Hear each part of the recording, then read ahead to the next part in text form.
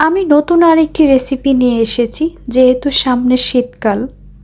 তো দেখতে পাচ্ছেন কই মাছ দিয়ে সিমের বিচির রেসিপি শেয়ার করব। চলুন তাহলে শুরু করা যাক। আসসালামু আলাইকুম, hello everyone, welcome back to my channel Bangali রান্নাঘর।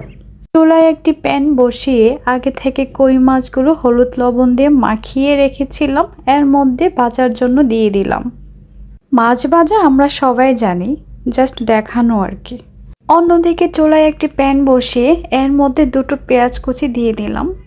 পেঁয়াজটাকে হালকা করে একটু ভেজে নেব। পেঁয়াজটা কিছুক্ষণ ভেজে নেওয়ার পর এর মধ্যে দিয়ে দিচ্ছি সিমের বিচিগুলো। এবার সিমের বিচিগুলোকে তেলের সাথে 3 থেকে 4 মিনিট ভেজে নিব। এই রান্নাটা কম বেশি আমরা সবাই পারি, তো আমি যেভাবে রান্না করি সেটাই আপনাদের সাথে শেয়ার করছি। এই পর্যায়ে এক এক করে শুকনো মশলাগুলো দিয়ে দিতে হবে।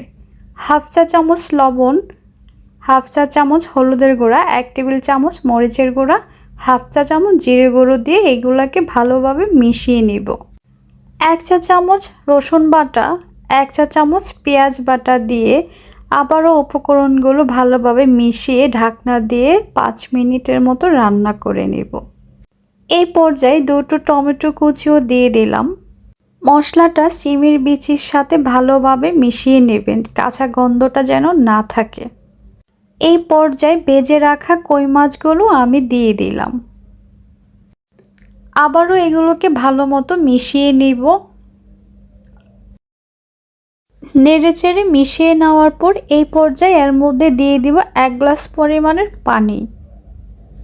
বিচিগুলো সিদ্ধ হওয়ার উপর ডিপেন্ড করে পানি কম বেশি বাড়িয়ে দিতে পারেন।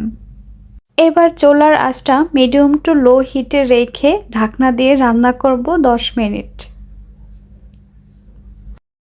10 মিনিট পর আবারও ঢাকনা খুলে এটাকে আলতো হাতে নেড়ে দিতে হবে, মাছগুলো যেন না ভেঙে যায়।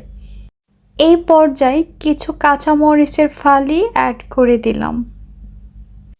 তো এর মধ্যে আমি চেক করে নিয়েছিলাম সিমের বিচিটা সিদ্ধ হয়েছে কিনা। আমার সিমের বিচিটা প্রায় সিদ্ধ হয়ে গেছে।